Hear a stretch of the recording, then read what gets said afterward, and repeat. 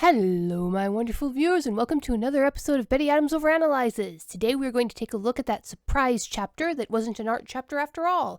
Chapter 46 of Kaiju number 8. That smile, that perfect smile, was honestly as endearing as it was freaky. But before we get into all the spoilers, and boy and howdy will there be spoilers, I will give you all a few moments to click away. You can go burn off the energy of the cliffhanger by checking out my book, Humans Are Weird, We Took a Vote, available on Indiegogo now. Star Trek meets Monty Python in this short story collection of human absurdity. Now, back to the surprise chapter. The first thing that really struck me was actually a minor side note. In the previous chapters, I had a question about Kikoru's behavior. See, she's a creature of law and order, the daughter of the regiment, as it were. She's a creature of structure.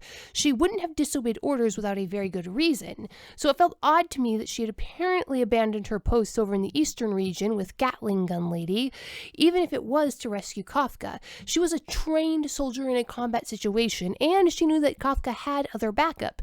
She shouldn't have abandoned her post to go help him. That way leads to chaos and the defeat of armies. Well, she didn't abandon her post, we find out. Gatling Gun Lady ordered her to go aid Kafka, and we get a very telling interaction.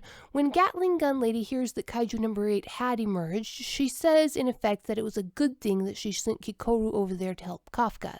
This strongly suggests that she knew Kafka needed a morale boost. Now, Gatling Gun Lady is only a platoon leader, remember that. The fact that she suspected strongly enough to act on it and send one of her most powerful assets away on it, that Kafka would need the emotional support of Kikoru to bring out Kaiju number 8, suggests that she at least is thinking of Kafka as a fellow soldier, a human to be treated as such. We already know that General Director Shinamaya is thinking on those lines. Hopefully that a platoon leader is thinking on those lines too means that opinion, at least in the first division, is shifting in Kafka's favor. There is also, unfortunately, that line about the operation shifting to the second mode and her wondering if this was a good or bad thing. That kind of might be hinting that they might have orders going around Director General Shinamaya to take out Kaiju number 8, but at this point it doesn't look like that. It's leaning more towards they're at least valuing him as an asset. But here we have a spark of hope and an answer to a 3-chapter-old question. Then there's that odd thing where it seems that Kikoru detected number 9's power-up. Looking back in the chapter, just after Kaiju number 9 reanimates the ants and Kikoru looks at them, and just before Kaiju number 9 sprouts the wings on the ant he is riding, Kikoru is focusing on the twitching carcasses of the ants as is natural. Then she shudders and glances back at Kaiju number 9, where we see in the next panel that he is transforming the ant into an ant having wings, which will then transform into the guns. This really does look like Kikoru has some ability to detect Kaiju number 9's intentions, or at the very least she has the ability to detect actions that he is currently taking in combat. Now, this could very well have been simply that she has sharp hearing and those wings sprouting made a slurping noise that she was able to detect easily. And at least in the short term, I really don't want to make too much of this because, well, shonen tropes after all. The main character, and even if she isn't our main character, she has all the skills of a main character, often has a slightly superhuman battle sense in manga. In fact, almost always has a slightly superhuman battle sense. Dodging arrows and bullets takes more than just training after all. Mythbusters has proved that on multiple times.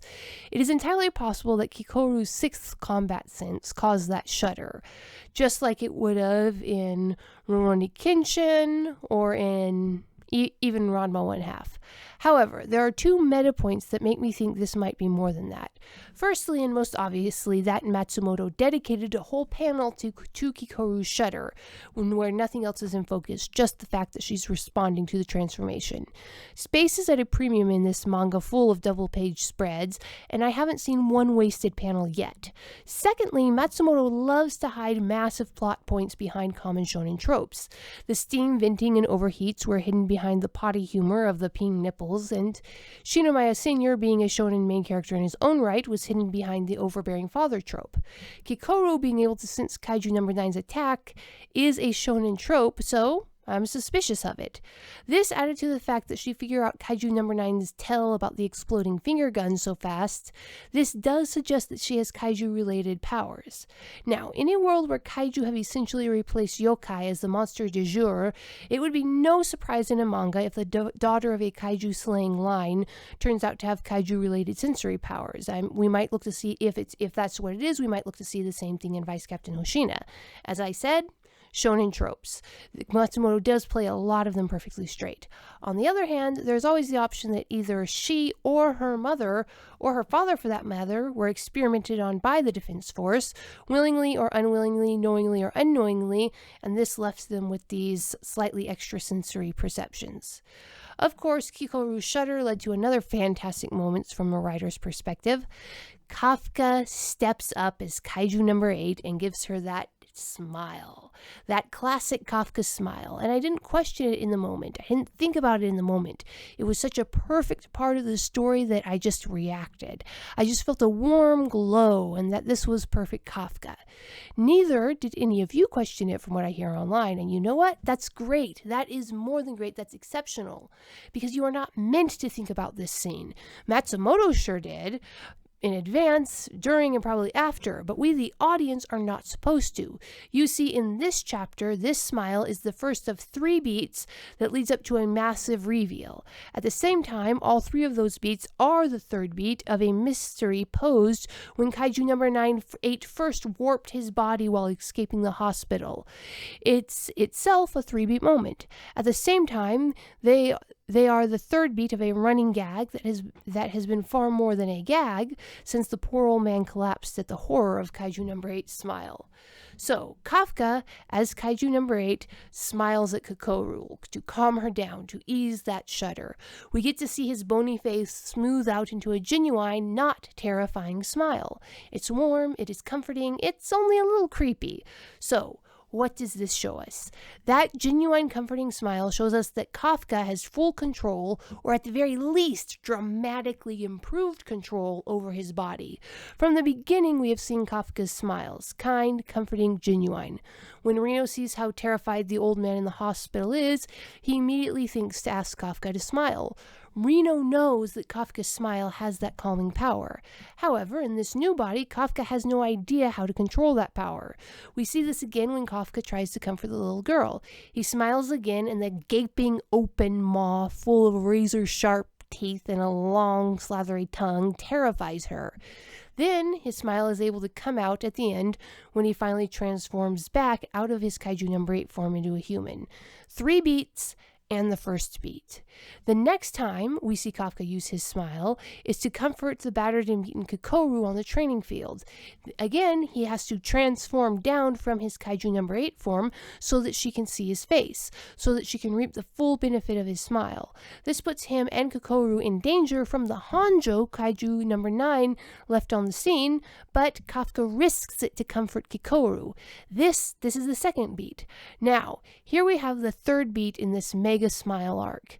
The Kaiju number 8 arc is body is no longer new to Kafka. He has control of it, and he has newfound confidence in his ability to use it.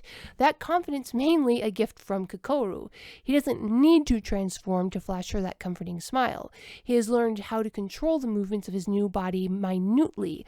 The bony plates of his eyes close, the teeth close in a friendly grin. The slightly awkward Kaiju smile is the symbol of the control that Kafka has earned, and the end of the 3-beat smile arc. It's also the beginning of the end of the 3-beat Revelations arc. When the Kaiju number 8 body was forced warping out of control as they fled the hospital, who or what was controlling it? Beat 1 of the 1st beat. Because we know, so who is controlling it? We know that it wasn't Kafka, because there's no way he would think to make the tentacles, the ghosts' heads, or anything like that. So it had to be the little guy, the little Kaiju that was inside him doing that. So that was the 1st beat. When Kafka punched that first Kaiju, how did he know how to use that body? Beat 2 of the 1st beat. And again, that had to be the little guy. It couldn't have been Kafka using the body that perfectly to pulverize that Kaiju. Beat 2. And finally, when Kafka transformed back from that first punch, how did he do that? Again, that had to be the little guy either letting him transform down or deliberately transforming now that the threat was passed. Beat 3 of the first beat. So, there you have the first 3 beats comprising the first beat. When Kafka rescues Kikoru from the Hanjo on the training grounds, his legs open up to form a tripod of braces in order to increase the impact of his blow. He could not have known how to do that himself. That information had to have come from the Kaiju. Beat 1 of beat 2. When he fought Kaiju number 9, he let out the sonic scream attack. Again, he could not have figured that out himself. There's no way he could have practiced it. That had to be the little guy. Beat 2 of 2. When he rocketed up to punch the Wyvern bomb over Tachikawa base, there is no way he could have learned how to use those rockets on his own. He would have had no time to practice that. That information had to have come from the Kaiju, from Little Guy. Beat 3 of beat 2. So, there you have the second beat, comprising of 3 beats. Jumping back a bit, Kafka losing control of the body outside the hospital, the tentacles, the ghost heads, the crow snatching. Beat 1 of beat 3. Then you have Kafka losing control of his body in the fight with General Director Shinomiya. Beat 2 of beat 3. Finally, you have Kafka losing the ability to transform when he faces Kaiju number 9 and having to overcome that fear before he can transform. Beat 3 of beat 3. And that is the final third beat is, of course, itself comprised of 3 beats. The smile at Kikoru is beat 1. Beat 2 is Kafka finally noting that his body was taken over by Kaiju number 8 and admitting that had made him realize that he hadn't been drawing out Kaiju number 8's power. This is Kafka finally realizing or beginning to realize that the little guy has been essentially giving him information, whether it means to or not. And beat 3 is Kafka grimly admitting that seeing what the little guy could do with the Kaiju number 8 body was what taught him how to use that body, as he very literally tears number 9 a new one. So, beat upon beat, Matsumoto has been building the story up and showing us how far everyone has to go. You see, as the reader, it should be clear by now that the little guy has been guiding Kafka's movements the entire time, bit by bit, only taking over when little guy judged the situation required it. Once when it first entered the body and needed to show Kafka how to use the basic functions, and once when little guy determined that their lives were in danger, but all the time between those 2 moments when little guy essentially seized full control, he's been guiding Kafka, showing him how to use the body, probably taking over certain lower motor functions to support Kafka's actions, putting down the tripod to support the punch, opening the rocket boosters to make the mega punch. It wasn't just seeing Kaiju number 8 in full rampage modes that taught Kafka how to use that body. Little guy has been teaching all along. The fact that Kafka hasn't acknowledged that yet means that there's an exciting amount of story in front of us, and I, for one, cannot wait.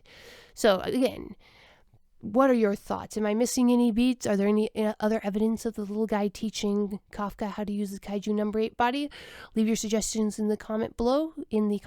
Hit that like and subscribe, and peace out, my wonderful viewers. Humans Are Weird. We Took a Vote. Available on Indiegogo for the month of October 2020 and available for in demand through November. Humans Are Weird. We Took a Vote. Monty Python meets Star Trek in the second book of Human Absurdity, a short story collection that will have you chuckling for years to come.